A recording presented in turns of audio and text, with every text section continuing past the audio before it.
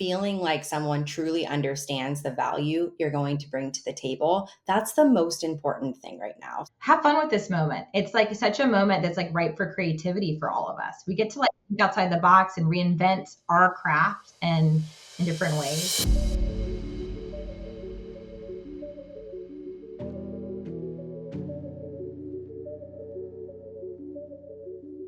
I'm so excited and honored to have Cameron O'Brien, Amber Weinberg, co-founders of Aperture Partners on the show.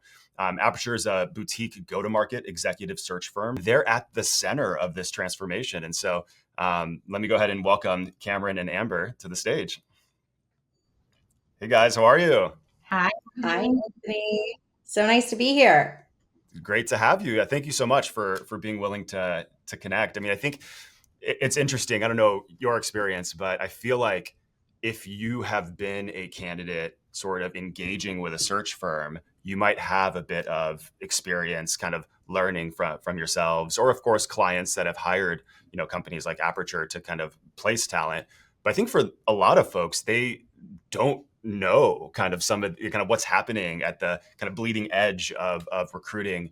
And so I'm just appreciative of you guys being willing to kind of share your insights and kind of what you're learning with this group. Well, let's start with the top. So sort of the punchline, I think, of the whole episode is like, what is changing? Specifically in the CMO search market. And I think the context that I'm bringing into the conversation is sort of the SaaS era.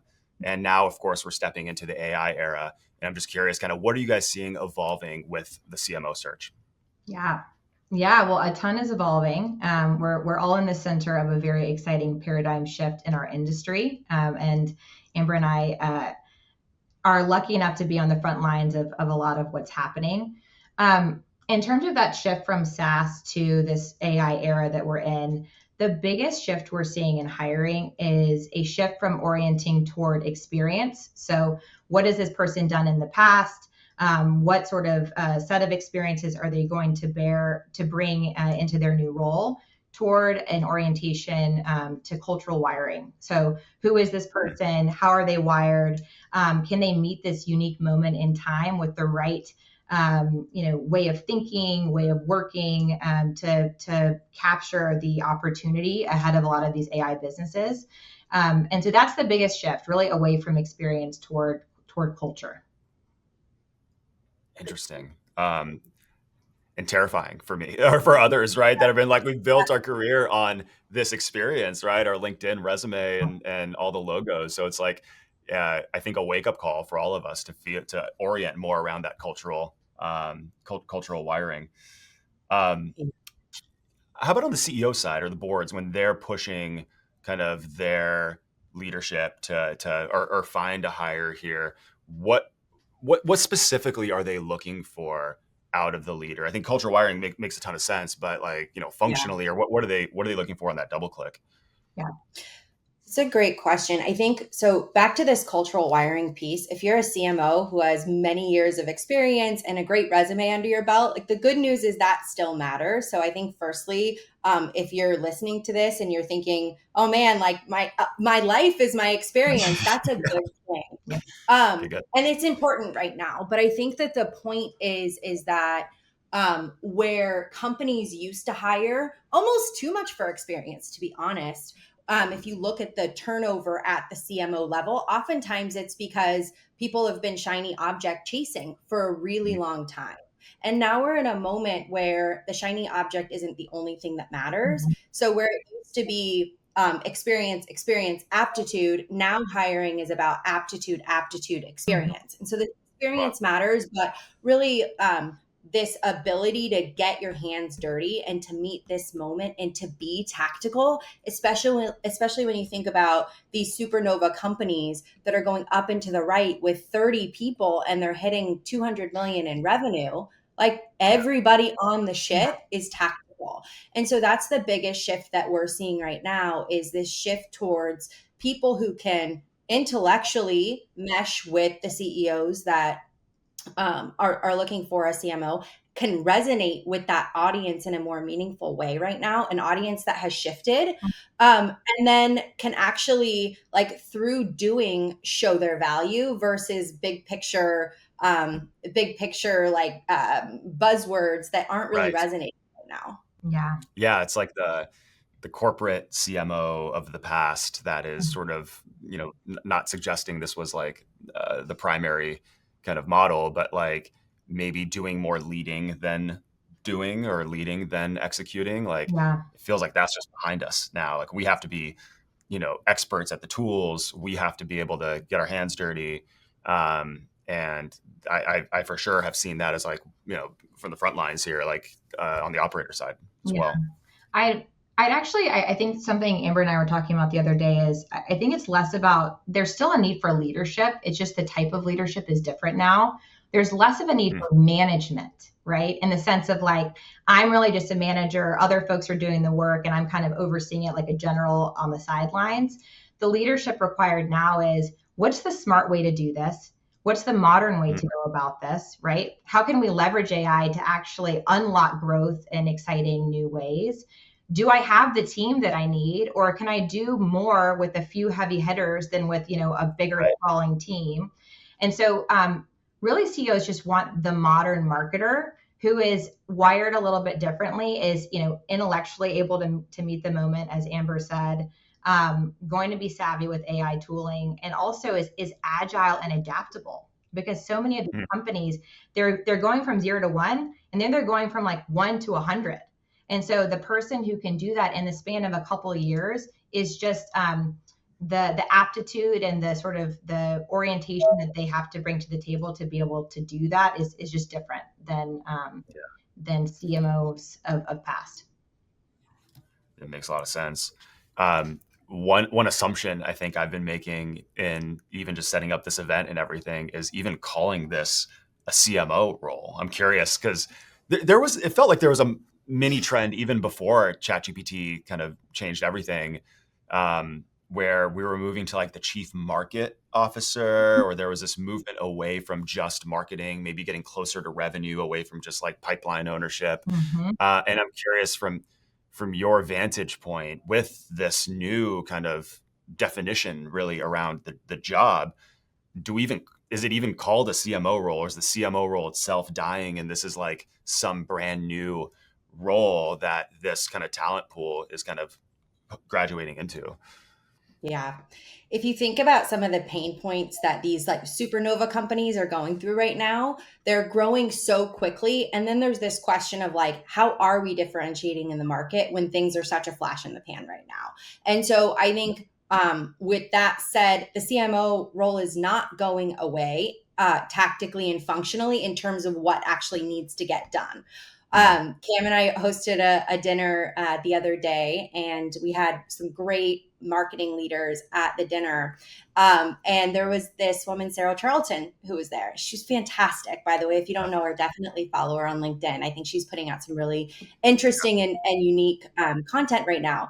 But one of the things that she said is that marketing needs a rebrand, like full stop. The way that people are talking about marketing and marketing tactics simply isn't resonating with the audience that they're putting these buzzwords forward towards. Right. And so I think that when we talk about marketing, it is super important to message and position in a really brilliant way that's not just using Claude or ChatGPT to come up with your content, but actually like, how are we very uniquely differentiating in market?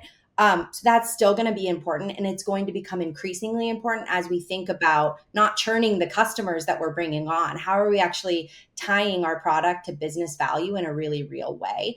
But how we're talking about marketing to the audience, to the CEOs of today, the most triggering things for the CEOs that we work with are when a marketer comes in and they're sort of talking about marketing as the playbook of the past, and they're using the buzzwords and the lingo that align to a playbook of the past, rather than like stopping and saying, okay, how can I resonate and say this differently so that this first time founder who maybe it's their very first job can Yeah. understand what I'm actually talking about in a way that's going to resonate with them. So I think marketing has to be a thing into the future. CMO has to be a thing, but functionally there is going to be a lot of shift that happens just in terms of how we go about that. Just to build off of that point, that we're seeing a lot more often, marketers actually opt into the title of Chief Growth Officer or VP of Growth. I think that word, I think this might have been Sarah too, but like growth is like marketing rebranded for like for this current era that we're in. But I think that something that we've been talking about a lot is a lot of these AI first founders are really concerned with three main things. One is distribution. The second is this idea of growth. And the third is taste.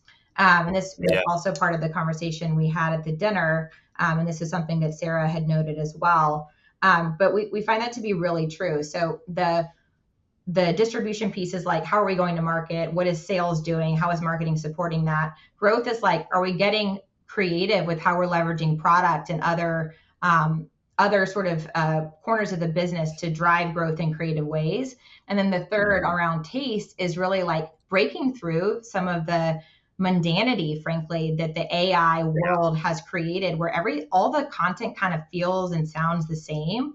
And the taste is actually where marketers have the opportunity to show up authentically in this moment. Totally. So like, are we connecting our brand to like the zeitgeist of the day? And are we able to actually like say something meaningful that is true, that is going to resonate with our end users and our buyers, that isn't just like filtered through, ChatGPT.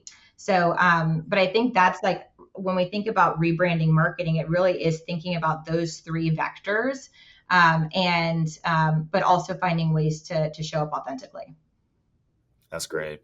I do want to give Sarah one third shout out here. At your guys' recommendation, I cold messaged her, and we spent an hour together just learning from her. She's incredible. And so we'll hope to have her on the show at some point as well. But I definitely buy into this idea that we need to rebrand the role. And I think that idea of distribution, growth, and taste is just a really nice roadmap, or a really nice kind of mental framework to have about kind of where we're adding the most value. I'm curious, if what we're talking about. So when you think about sort of this disruption or this newness, when you have an early stage AI company, newly minted, Series A, that buys into this philosophy. To your point, they may be new to marketing altogether. So dropping like MQL in your conversation may be a bad idea for that process. That makes a ton of sense. I'm curious for the $200 million plus ARR businesses, maybe the established kind of logos from the SaaS era that are now pivoting, thinking about just kind of the market more holistically. Are they too buying into kind of this evolution? Is it different at that kind of stage of the market? I'm curious what the variance is, from what you're seeing. Yeah. So I think this goes back to what we were talking about in regards to leadership versus management.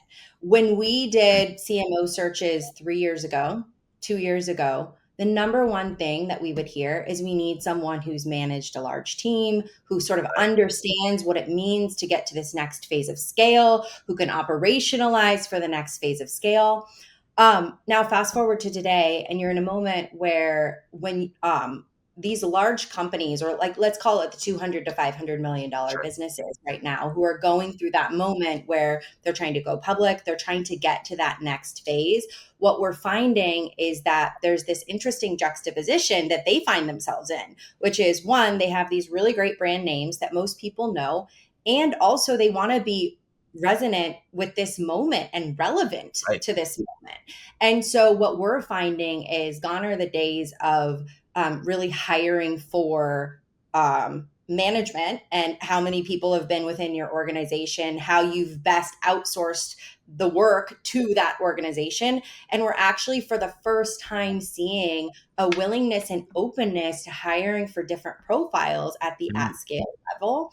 And so And we have some examples of this as well, where we recently placed someone at about a $350 million business, and she came from a wildly different background than what we would otherwise see. And part of the reason for that is because the CEO really felt like not only did she understand him, but she also understood their audience in a really nuanced way. And those were the two things that they hired for. So when it came to actually how many people had she managed before, had she been through this exact stage, that stuff became less relevant because she exemplified the aptitude that we needed for the business in that moment, that directly hit the pain point of her audience, which was the CEO in this case. So that's the biggest change that we're seeing. Yeah. That's great. Yeah. That's To add great. to that, sorry, you're going to see, this is kind of how we do it. She'll say something and I'll do it. So we're like two peas in a pod in that way. But one other just point on that search that she's referring to that I think is also indicative of a broader trend is we're actually seeing B2B companies open to hiring consumer marketers. And the reason for that, as a CMO, and the reason for that is consumer marketing leaders are comfortable with, and in fact, like lean into revenue ownership. And that like complete ownership of growth is what a lot of CEOs are wanting from their marketing leaders. They want someone who's like oriented toward how are we going to grow this business? And consumer marketers just tend to have like the strongest muscle and motivation around that. And so anyway, just a point of creative profiles for different hires. I think that trend is less around like relevance, because obviously those consumer marketing leaders need to learn how to support an enterprise sales team, right? So there's that learning curve for them. But the cultural wiring of the very best consumer CMOs is someone who wants to own revenue and is, ideally going to be able to push into your go-to-market organization and learn quickly and get curious and apply first principles to whatever your business is navigating, and then be very effective from there. So, that's another kind of result of this trend that we're seeing. And going back to that mental framework too, though, you talked about, I imagine at least the best consumer marketers that I know are great at distribution and taste as well. So it's a really interesting profile. Yes. They've thought about, they're not reading sort of the outbound SDR playbook for distribution. They're going to their audience on social. They're kind of building there. So it's a really interesting profile. And shouldn't be so surprising, I guess, but that's really interesting to hear. I'd love to speak to the hiring managers themselves. If you are a founder, CEO, and you're looking to find someone that fits this profile that we've been talking about, I'm curious, we'll start with the companies that you've worked with that do a really great job attracting world-class CMOs or marketing executives. I'm curious what attributes they show versus the ones that might be struggling to get that top tier talent. Yeah, I think there's universally one thing that the candidates that we are working with are wanting to hear from a hiring manager, and it is that hiring manager understands the value of their function. So if you're a CEO who's more, maybe leaning toward product or eng, which tends to be the case for a lot of these hyper-growth AI-first companies, you've got to get yourself to the point where you understand the value of marketing, you understand the value of sales, and you can actually articulate that clearly to a leader that you are trying to engage. Because you can have the hottest company in the world, and you're not going to be able to attract top talent if they don't feel like they can drive impact. And people don't feel like they can drive impact in an environment where they're not valued, right? And so we do a lot of work with the founders we work with to help them understand, how are you describing the game on the field across your go-to-market? How can you articulate that back to a leader who's spent their whole career in that function, right? So you need to know enough to be able to communicate to them around what's happening. But then how are you directly connecting what their function brings to the table to business impact and the type of impact you're hoping they can drive over the next 2 years plus? And if a founder can't do that, then they're likely going to lose out on top talent to the next CEO who's figured out that narrative. That's a big part. And the second piece is that collaborative dynamic has to feel really great. So folks who can lean into that really early and start to develop trust in a relationship with candidates that isn't just like, hey, we're on a Zoom screen and I'm typing while you're talking, that type of vibe, but more of like, hey, let's meet for coffee. Here's my cell. Yeah. Do you have questions about this? I'm happy to follow up live or over a call. Like that's the authenticity that's actually like allowing people to be competitive right now. Yeah. Yes. And I think on that, I think so often what happens is that founders or CEOs enter into the market looking for a marketing leader or otherwise, let's just say a go to market leader Sure. in this case, because I think that this is resonant also for sales or otherwise. And um, they're withholding of information. And the withholding of information, meaning like they're selling the company, they're selling, the vision, big picture of where we're going. But the part where they're missing is the opportunity to actually contextualize in a humble way what is happening on the ground and why does it matter big picture towards the vision that we're going towards. And when you miss that color in an interview process, what you miss the opportunity to do is for the candidate to actually draw analogies on behalf of the founder. So maybe you don't know everything about marketing, but by putting it out on the table and saying like, hey, here's some of the business challenges we're working with, and allowing a marketer to display their ability to first principles think about the business more broadly speaking, you're actually seeing firsthand how marketers might approach the job at your company.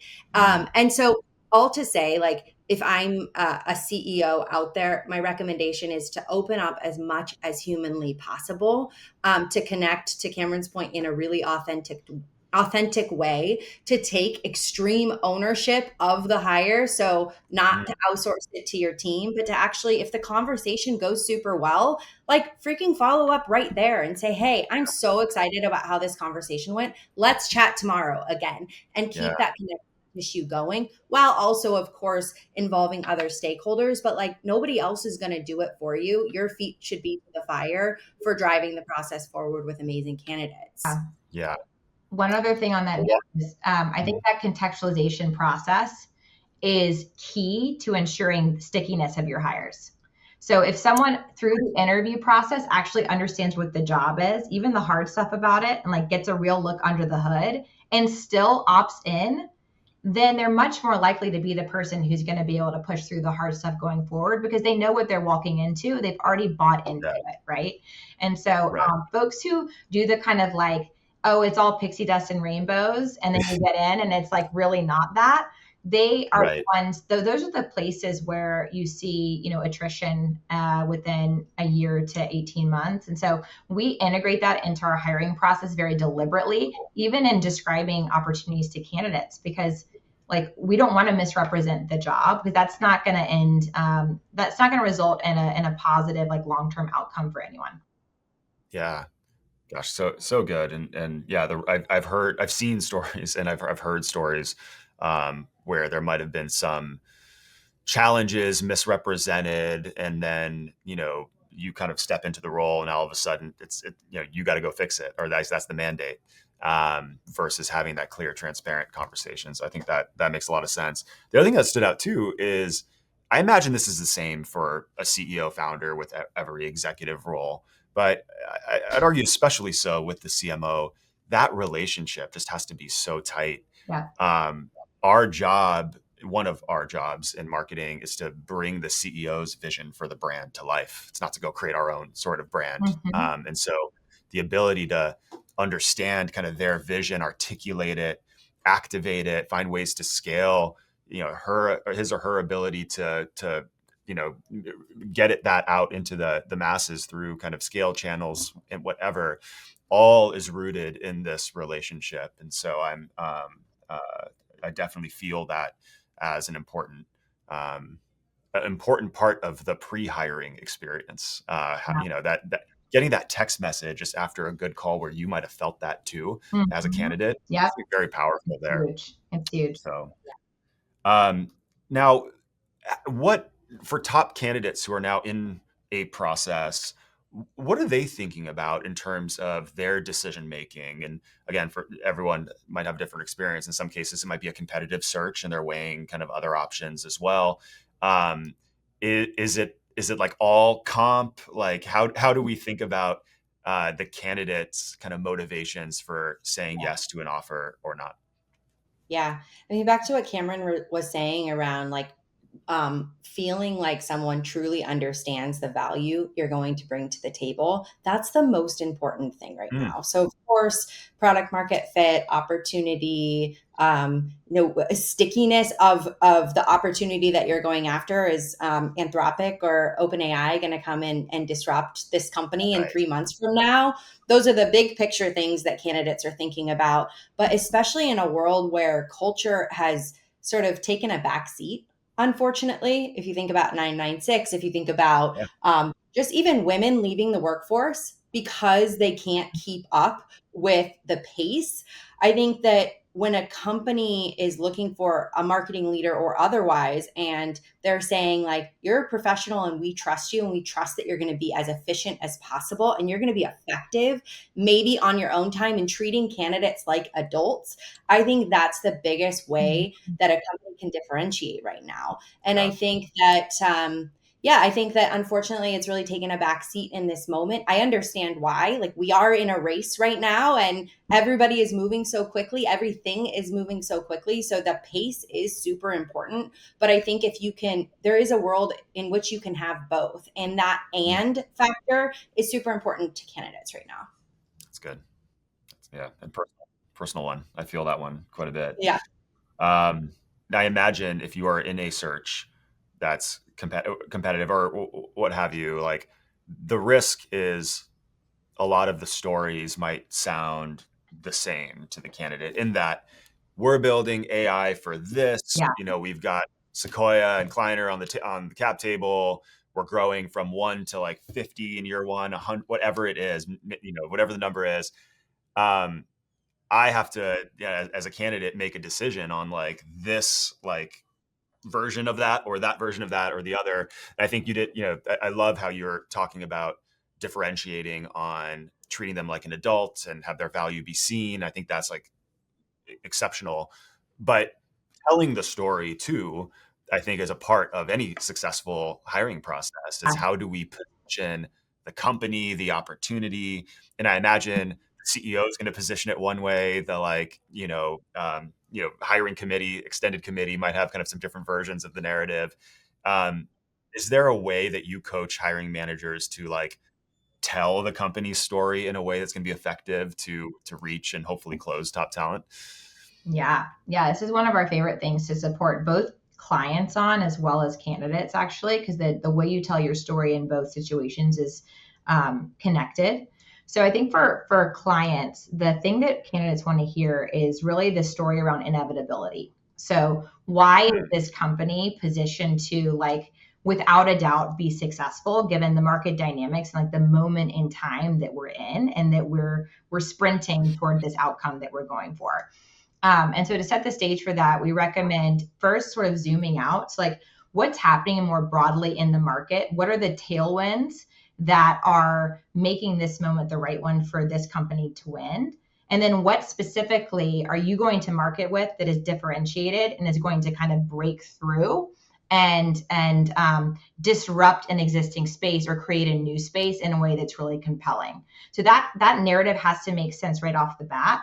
And then, of course, things like, this story is validated by great investors, great growth metrics, Right. a healthy business. So I think something that candidates are really caring about right now is like the health of your business.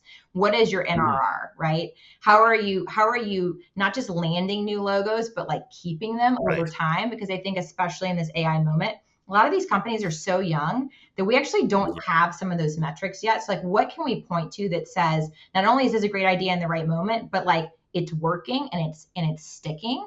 That narrative is really important. And then specifically, like, what's ahead, what's on the CEO's mind, what's exciting and compelling about the next 2 years that this leader will likely be a part of that story? And then how specifically is their function going to lead to a great outcome for the business? Like, how are they plugging into this moment in a meaningful way to really benefit the company?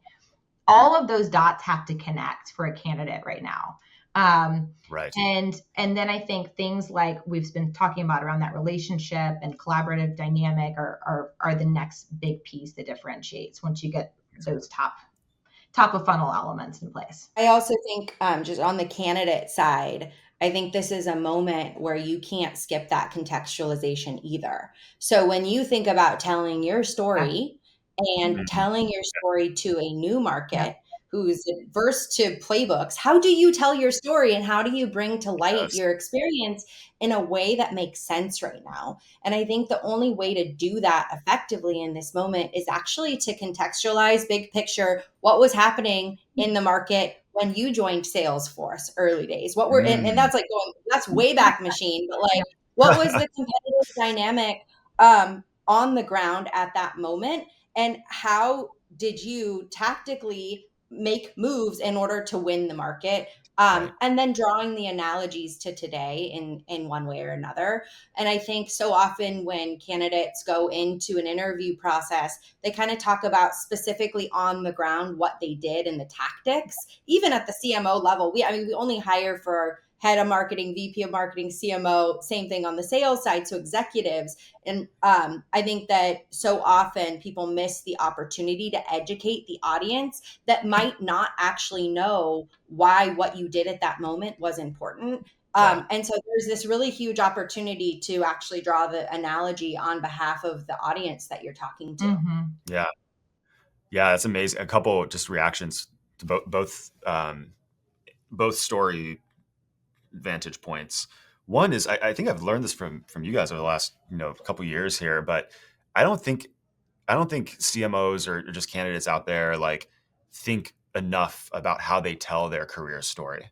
And that's because we're just used to either like updating LinkedIn whenever we make a move, or like wait for like a recruiter to like outreach to us to like inject us into an existing kind of process.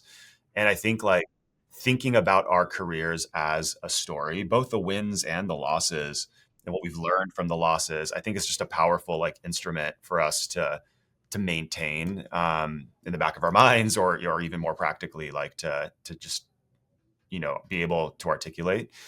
And then when on the hiring manager side, it dawned on me that like, and I might be a weird marketer, but like you can hold two opposing ideas in your mind that are both true, right? You have sort of the realistic. I forgot how you phrased it. Like we want to make it believable, so that like I can see a path where my impact could help us actually achieve this outcome. If you can't see the path, I think that's really difficult, at least for top to probably everyone.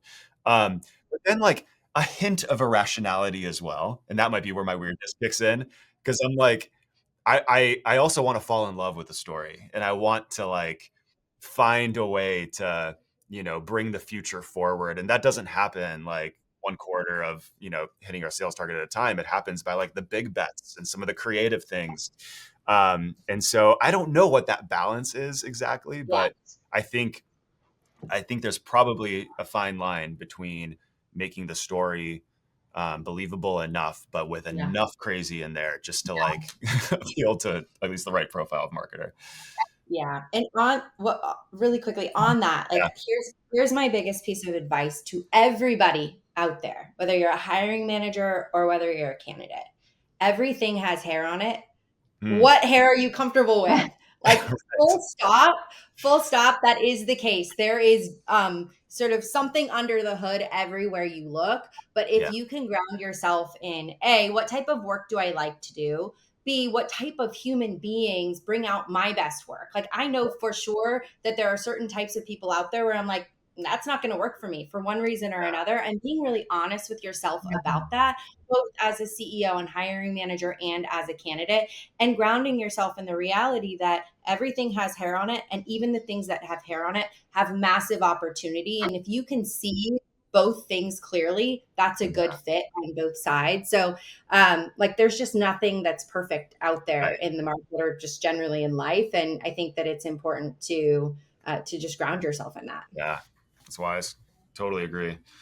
I'm curious, have you seen instances where a CEO or a board pushing a CEO has started a CMO search, but they probably shouldn't have hired a CMO or like they probably shouldn't have kicked off that search? Because I'm curious if you think like most CEOs today, this new breed, let's say, or more of the SaaS era kind of dominant CEOs, even know what they're looking for or when the right time is to hire a marketing leader. It's so company dependent. It really is. We definitely see companies that go to market for a CMO and really don't need one, and don't even like. They've just been told that they should go hire a CMO, and then they're in marketing. And we're like, "What are you solving for in marketing?" They're like, "Crickets," right? They don't even know. We need a brand. Yeah, exactly. So part of our role in those moments is actually to actually push back, because going to market for a search where you actually don't have a need, or you don't have true conviction that you have a need, like you're just going to waste cycles, and you're not going to be able to recruit great people, because to the points we've been making throughout this conversation, those great people want to hear how they can uniquely drive impact for your company. So you have to have a good answer to that question. Typically we'll collaborate though with like board members and investors and kind of share that perspective with them along the way, and serve as a sounding board throughout the process of figuring out like when is the right moment to go to market for this search. And if it's not now, could it be in 2 quarters after we launch this new product? Or do we need to spend some time with the founders to sort of help them understand, like sort of unlock their own thinking around what they need in marketing, or pattern match? Hey, you've said all these things. Sounds like you need this. Like sometimes you need to connect the dots for folks. And that's a role we're very comfortable playing and actually really love to play too. Yeah. Important role.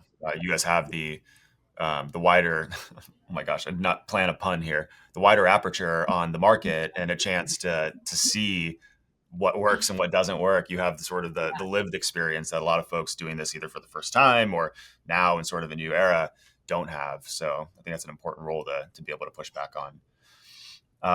It's a great name, by the way. Now that it's all clicking for me live on TV.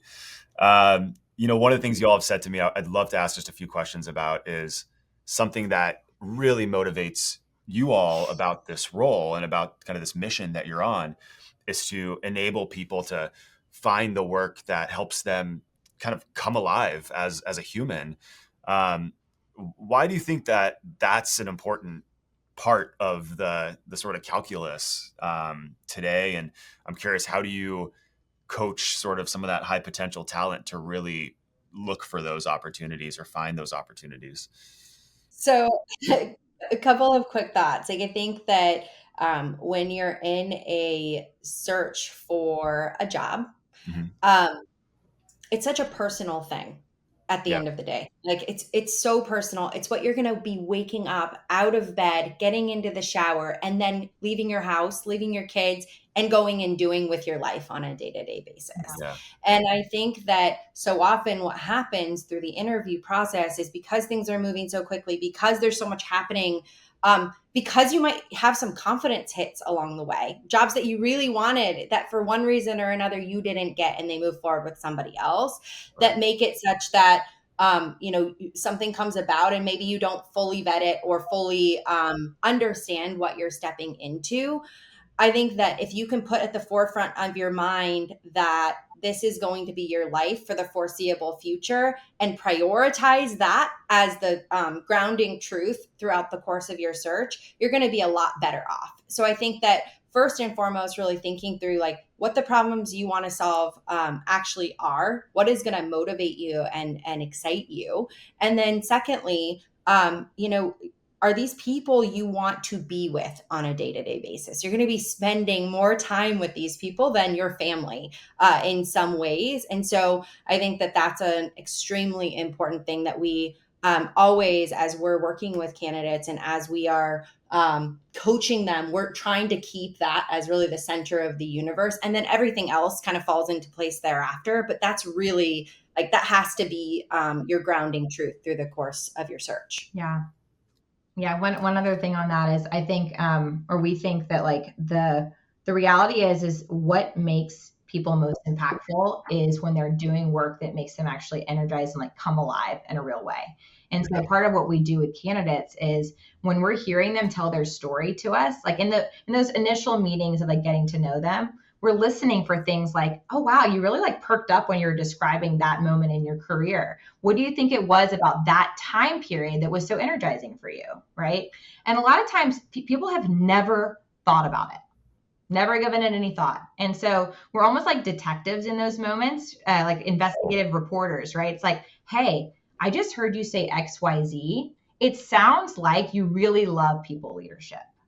How does that sound, right? Or, hey, it sounds like you get really invigorated in like solving unique problems and actually having the opportunity in your career to kind of code switch across a bunch of different types of problems and dive into each one uniquely.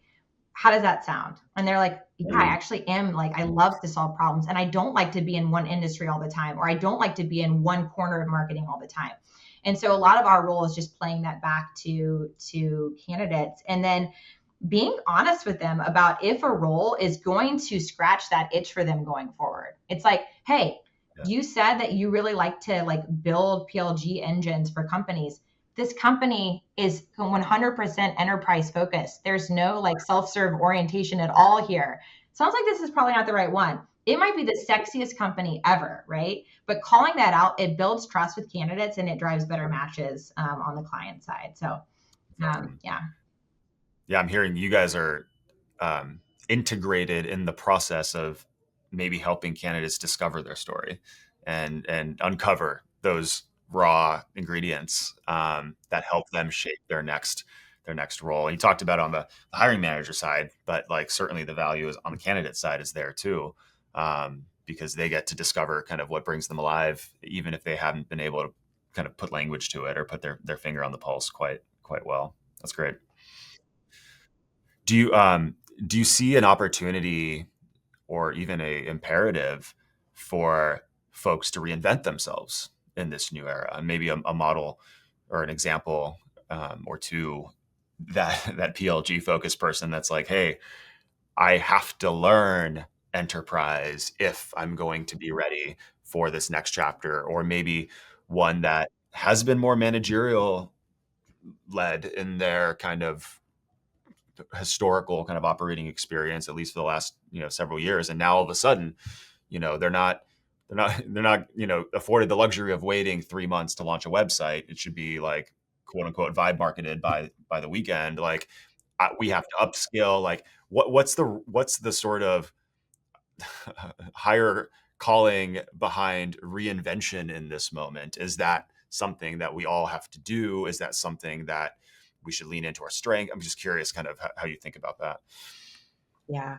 So a couple of things. One, I think that if you are indeed someone who wants to make that shift towards, let's say you've been a PLG marketer forever and you actually want to make the shift and focus more on X, the way to go about that is really to understand the pain points. What are the pain points? How can you start to pattern match and understand deeply that audience? So rather than like, oh, what are the marketing tactics that an enterprise marketing leader needs to put forth? Instead, what are the business challenges and pain points that enterprise oriented businesses are going through right now? Have a lot of conversations and try to start to pattern match some of those pain points.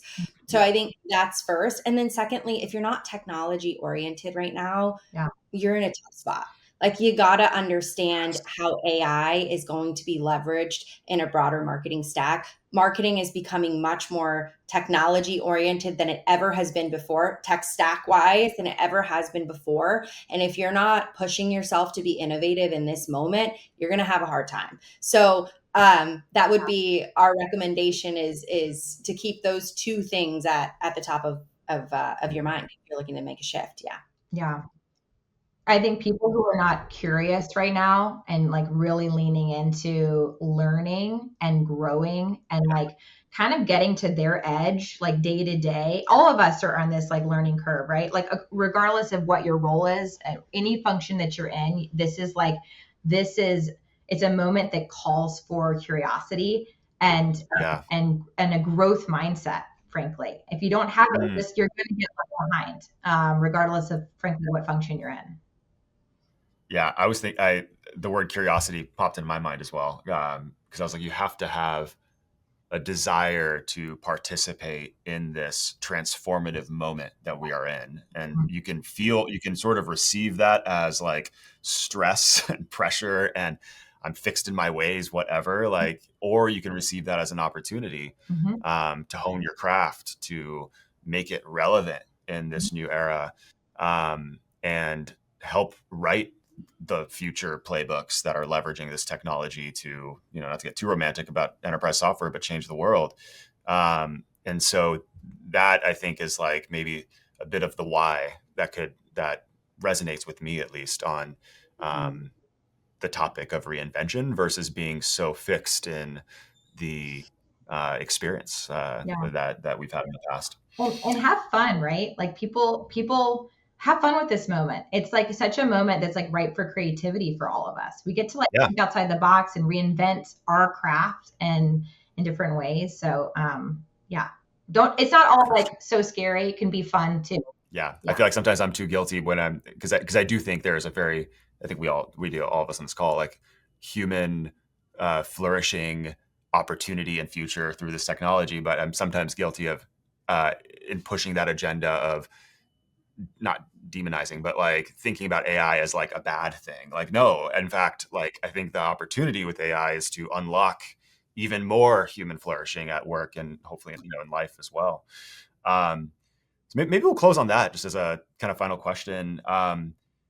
Just that idea of human flourishing. You talked about kind of the tension between, pushing the 996 agenda versus like being perhaps empathetic to work getting done, but, trusting folks to execute. Just what, any final thoughts, that haven't shared yet, just in terms of the marketability of a company, a hiring manager, a organization that is sort of like either explicitly creating programs around, or at least telling stories around building a team focused on or sensitive to human flourishing on the other side of this transformation. Yeah. I think human flourishing or like putting humans first right now can be a strategic advantage in a very real way. Yeah. So if you think about it from this perspective, if you're a company and you think your company is really amazing right now, I'm sure it is. And also, there are 1,000 other companies that are really freaking hot right now. And they're all saying the same things, which is great. And I'm so excited for the change. I'm here for it. But also, putting humans at the center of what you're doing is going to differentiate you in a very real way right now. And I think that we shouldn't take that for granted as companies, that you're going to win great talent because your company's so cool. At the end of the day, it's the humans that are going to make the difference, once they're in seat. Yeah. Could not agree more with that. And I think another thing to think about is this topic of authenticity. And I think at every moment of the process of interviewing, lead with authenticity. If you're trying to recruit someone, like lead with that human authenticity. And then as a brand, figure out a way to be connected to like, what is your unique voice and perspective in this market, in this sea of ChatGPT voices, and how can you highlight that in a really human way? So across all three of these dimensions, it's just like showing up and as real, right? As human. Yeah, that's great. Man, Cameron, Amber, thank you so much. This has been awesome. Learned a ton from you, as I always do. What's the best way for folks to follow along with Aperture, with you all, and just kind of stay plugged in? Yeah, you can visit our website, aperturepartners.co, and shoot us an email anytime. We love to connect. And I'm sure there will be details on your site too. But thank you, Anthony, for having me. This was so fun. Yeah. Absolutely. Thanks for having us. Absolutely. We'll share the website on the show notes, but so folks can follow along there. But thank you both. Thank you everyone for watching, for being a part of it, and we'll look forward to seeing you next week.